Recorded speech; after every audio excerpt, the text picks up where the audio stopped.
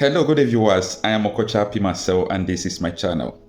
In this life, we must never learn how to remain neutral and silent, because your silence will help the oppressor to keep on oppressing the masses. But when you speak up, they see it as an attack. They see it as a caution. They see it as a warning to every bad system they are trying to create.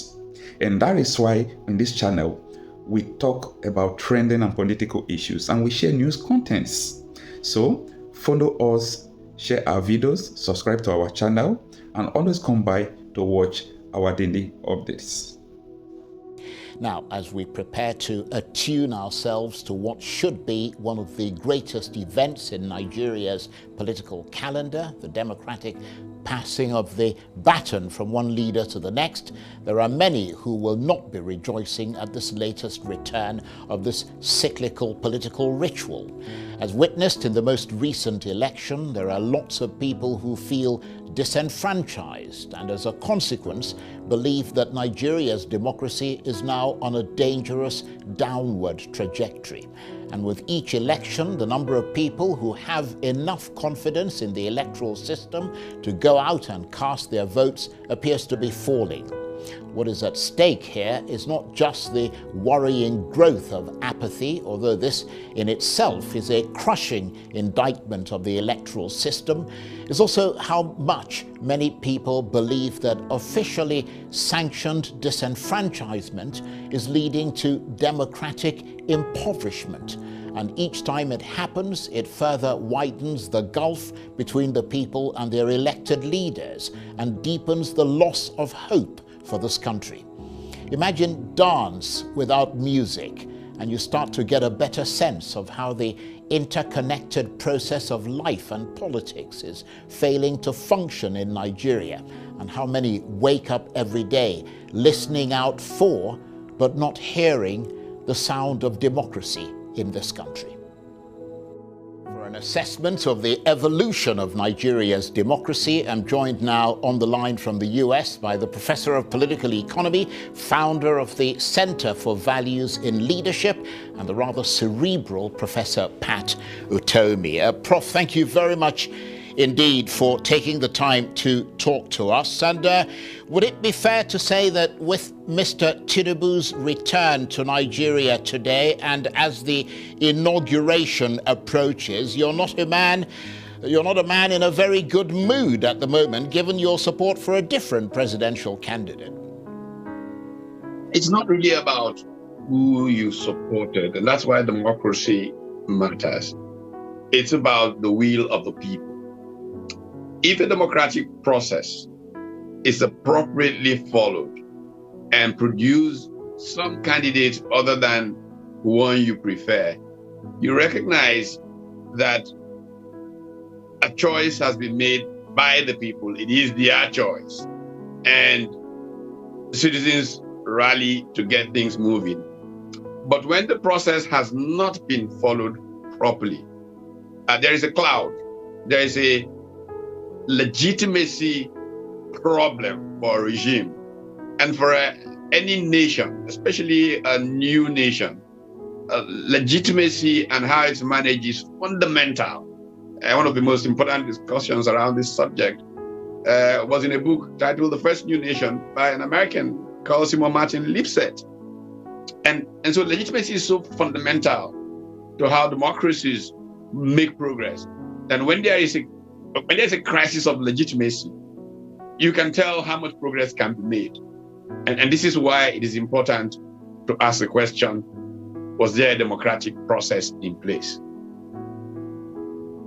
And obviously you've asked, and to some extent you've answered that question from your perspective, but do you see a dramatic Hollywood or even Nollywood ending to this presidential election dispute, possibly in favor of the opposition? Whatever ending there is, the key is that process help nation building in Nigeria. Right now, where we are is extremely worrisome for a vision of Nigeria that most decent people hold. And let me tell you my reading from studying countries, democracies, these kinds of challenges through the years. My reading is that we proceeded into a very sad patch in which the constitution is easily given short shrift. And that's the point that Dachi Baba Ahmed tries to make about what he says. And we can, throw more light on that if it comes up. When the people feel that a process doesn't reflect what they have agreed to in a modus vivendi, the ground norm, the constitution, they restrain their giving of legitimacy to that process. Doesn't mean that process can't go on. Coup d'etats lead to countries still going on, but the people do not believe that these coups have been carried out necessarily in their interest. And if you look at the conversation around whether democracy is dying, what can be done to save democracies from dying around the world, one of the more interesting ones was offered by a Cambridge professor called David Runciman. And that's part of the point he tries to make, that democracies die sometimes when, in a kind of sophisticated manner, a civilian coup d'etat takes place. So if there is a significant number of Nigerians who believe that a civilian coup d'etat has taken place, exists, it restrains democracy in a way that it leads to, in fact, some vicious circle. Let me tell you how I think these things will resolve themselves. If you take what happened in Lagos, for example, on the 18th of March, as a pattern, what you will see is that bullying as a way of getting your way in a governmental arrangement gradually becomes institutionalized. Anybody who does not agree is bullied in some form, and the outcome is full-blown fascism. Just check how in Weimar, Germany, the Nazi Party emerged. The role that Joseph Goebbels played supporting Hitler in propaganda terrorism, and look at what is happening in Nigeria, and you will see it clearly. I expect that in the Nigerian situation, as that process begins to play out, it will run into another major Nigerian problem, which if we had sat together as a people and reflected on, we could confront more thoughtfully. And that is the problem of the fact that because we have ignored education in some parts of Nigeria for so long, we have a generation of people in their teens and 20s today who have lived in ungoverned spaces for significant periods of time, have been born with mothers who in their sixth birth at age 16 or 17 have passed on, so have not been raised with any human feeling, have been recruited by people who have all kinds of causes they are pursuing, and we have a clear road to Afghanistan in some parts of our country. When advancing fascism meets this kind of trend in the country, boy, do we have a potential blowout for a country with the kind of promise Nigeria had in 1960. And that's the worry that thinking people have about what is going on. One public official who manipulates things to suit a personal need, whether it's a political, whether it's an ideological, or a money-induced reason, ultimately the outcome crushes even that person. That's the trajectory Nigeria is traveling, that we may have full-blown fascism from this process, and this fascism will engage the road to Afghanistan. At that time, the choices before us will be pretty limited. One, if you can, you leave the country. Two, if you can't, you'll be consumed by it.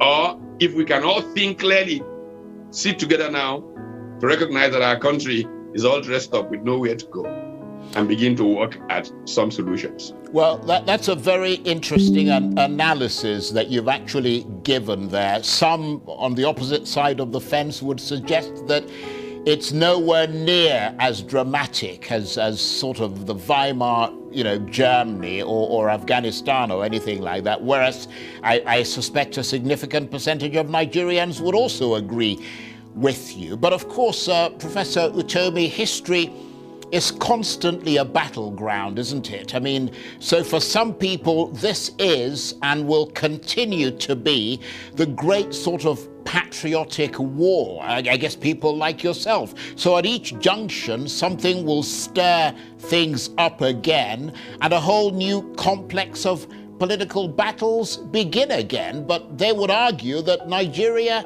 has remained perhaps barely on top, but in any case on top of it since 1999.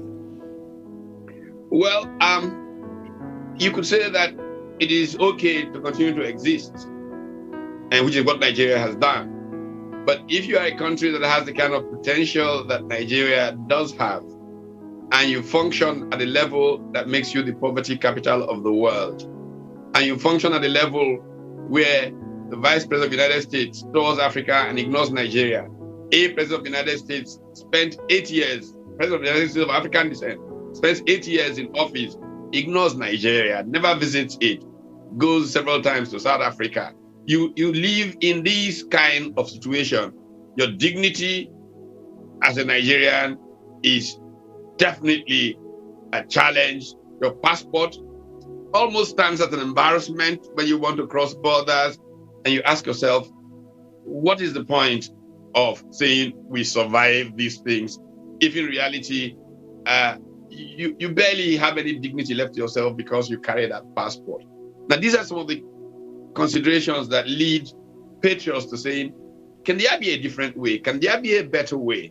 Unfortunately, the obsession with power for the state of state capture, for the state of what I have actually referred to as state hijack.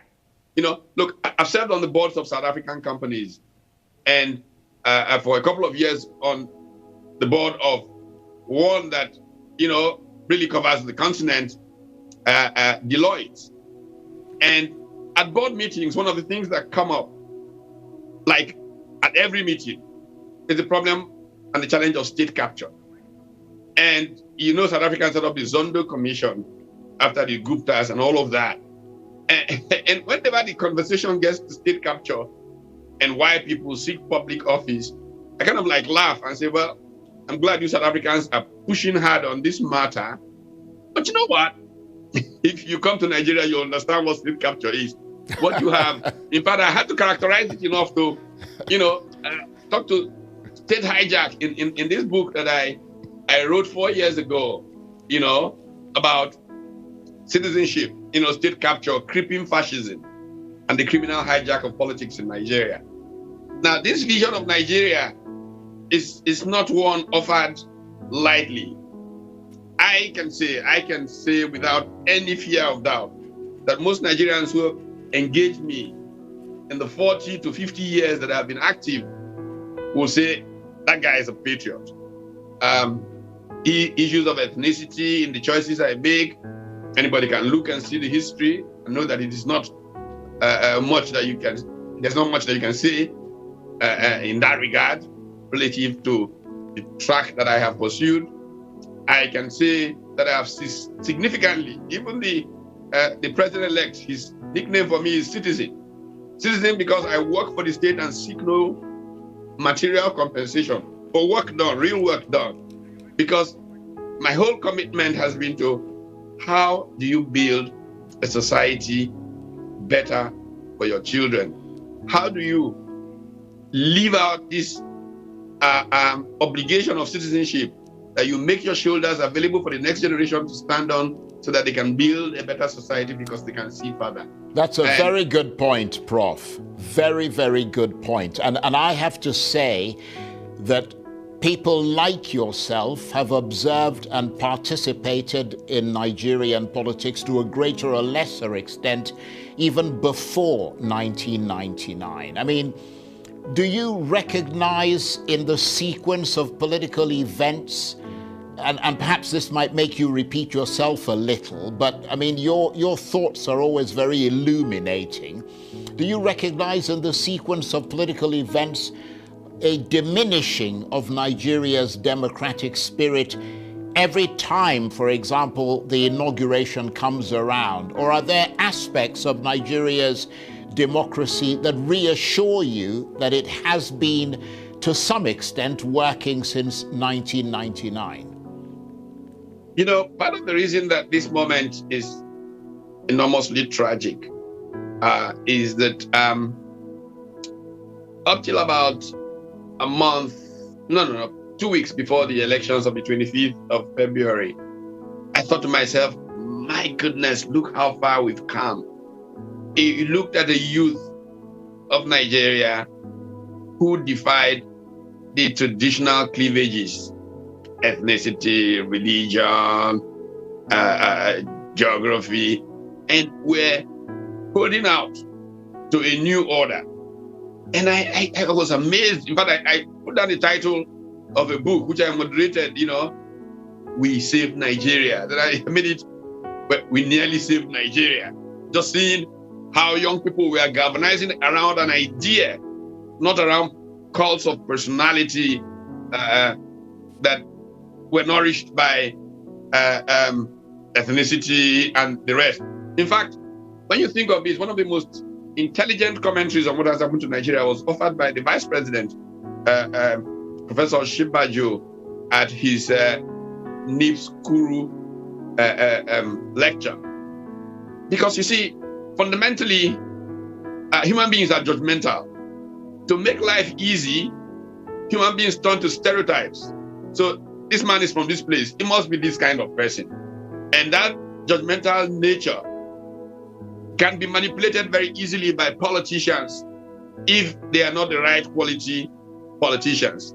Even in advanced democracies, I've been speaking to work being done at Harvard Center for Moral Cognition by a group of scholars who bring together neuroscience, psychology, philosophy, using game theory and all that, to look at how people make choices. There's a professor there who's called Joshua Green, who has essentially led this work, and he's written an interesting book titled Moral Tribes,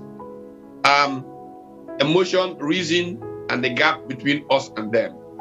If we had good political parties that raised politicians who recognize where the country is going, they would have thought in the manner that Professor Yemi Osinbajo thought through in that lecture.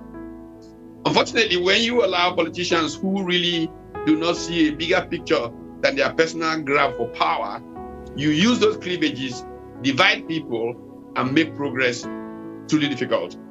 Now, Nigeria had made some progress in the movement that threw up the Labour Party, Peter Obi, and all of that.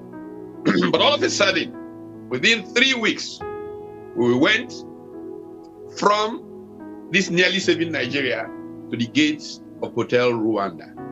And you got to say to yourself, what is it about power that makes people unable to see the damage that they do in this pursuit?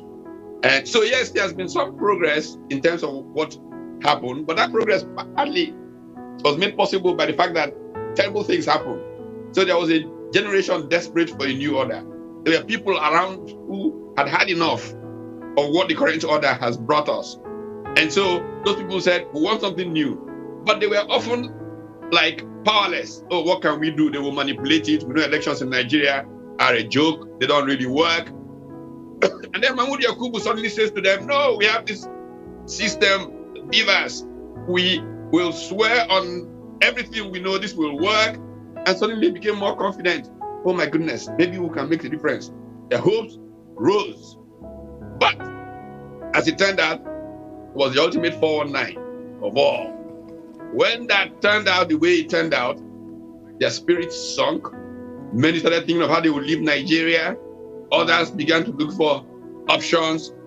But right, that's the trouble of where we are today. How do we reconstruct in the face of this kind of situation? Well, you made a very good point there, which is that, I mean, the fact, of course, is that we are where we are, even though a lot of people would agree with you that that is not where we ought to be, but we are where we are. And you made the point that the reduction of democratic hope is something more and more people seem to be increasingly aware of. And that, to some extent, is a positive thing, given how low things are in this country. The question is, how can they, from here on, continue to properly reflect on things so that politics matters more and more to individuals in a personal way? Yeah, it's a very interesting part of the development from this year that could be termed positive, if you want to put it that way. About 1998, 1999, a group of American scholars, not far from where I'm speaking right now, Michael and a group of them out of Michigan State and elsewhere, started this Afrobarometer. Afrobarometer essentially brought in African scholars and universities from across the continent to kind of measure interest in democracy on the continent. And it has provided us longitudinal data. From 1999, we saw people's attitude towards democracy continuously declining because they thought politicians didn't care about democracy. Nigerian elections were continually a joke. I participated in them as a presidential candidate. I've engaged foreign observers. I spoke with President Carter after the 1999 elections. And like I said, he was tongue-tied. He didn't know what to say. And for many years, President Carter, of course, is aging now, just root of Nigeria, would not come to Nigeria because of his experience in Nigerian elections. The one I participated in 2007 as a presidential candidate, I ran with General Buhari and Atiku Abubakar. And in the aftermath of that election, three of us held press conferences, joint press conferences. And I recall conversations with them, Madeleine Albright, former U.S. Secretary of State, and former Canadian Prime Minister Paul Martin. And they were stunned that we could call what we had in Nigeria a democracy. But you have to find ways of saying things that don't offend. So I don't remember what they said about the election. But so the fact that the elections have been deteriorating had led many Nigerians to giving up on democracy, accepting elections as coup d'etats that civilians carry out. And if you read Runciman, and even better still, if you read Levitsky and Ziblatt, who wrote books with a similar title, I think Runciman's book is How Democracy Ends. Runciman, Ziblatt, and Levitsky and Ziblatt's book is How Democracies Die, or something like that. You will see a pattern recognized about the trajectory that even in some more developed countries, democracy is traveling, and the things that need to be done to save that democracy. Right. The movement that happened last year seemed like a major effort to save Nigeria's democracy. And that's why those people got interested in politics. And then what happened. However, a takeaway from it is that the consciousness that has been raised by their becoming involved may impact how they react, especially given how this process is resolved. It may play either way, that they write the whole thing off, or that they say, okay, it's possible when you raise your voice that something can happen. Right, but given that, and the fact that this is in the courts, I mean, obviously that process has to be allowed to go through. But do you see Nigeria's democracy? I mean, or let me put it this way, how do you see Nigeria's democracy progressing from this point? Is that contingent on the outcome of the courts? Because if it goes the way that you don't necessarily want it to go, I'm wondering whether you would remain optimistic, cautiously optimistic, or not at all optimistic. Well, there are many factors at play. Thought leadership is a very important thing in this kind of thing.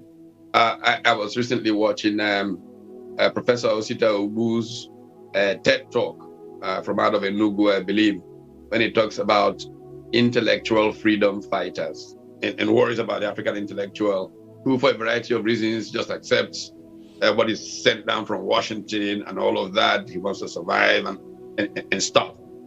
Africa needs intellectuals who can provide thought leadership on what will save Africa. If thought leaders really come out and provide appropriate leadership, we may have a rethinking or a reinvention of African democracy. And so that can be one outcome. And the outcome to be whipped to the courts. I mean, people have different views about whether the courts can be taken seriously or not taken seriously. Africans need to begin to rebuild their institutions. If you look at all the conversations around how human progress takes place, a variety of things are thrown up, but two very critical contending perspectives. The one, progress is a function of institutions.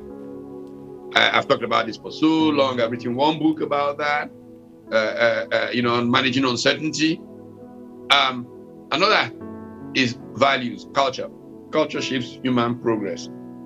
We carry on in Nigeria today as if values don't matter. If our political class is not a values-based political class, what we'll get is collapse of the society. Right. And again, don't take my ideas. Read Jared Diamond's effort in the book Collapse, how human society has failed through human history. And you will see in careful study after careful study that the Nigerian political class is pushing towards failure of Nigerian society because there's a collapse of culture in Nigeria. The values that they bring to the table cannot sustain social progress. Two, our institutions are not getting strengthened. And every time we abuse our institutions and they can't push back on wrong, we push ourselves down the path of state failure. Prof, I want to thank you very much indeed. And those are very, very sobering words that you've given us there, sobering thoughts as Inauguration Day draws near. And that gives us a sense of what turn the political debate should now take in this country as that date approaches. Professor Pat Utomi is a professor of political economy, founder of the Center for Values in Leadership. Thank you very much. We are victims of bad political leadership. We are the victims of bad system of government. And for this reason, you must not remain silent. I must speak up and you must speak up. When you remain neutral to every bad political system, it helps the oppressor, not the victims who are the masses like me and you. And for that reason, we share news content, we talk realities out of trending and political issues on this channel. My name is Okochapi Marcel, and this is my channel. Please kindly help me to share my videos, subscribe to this channel, and always come by for new videos.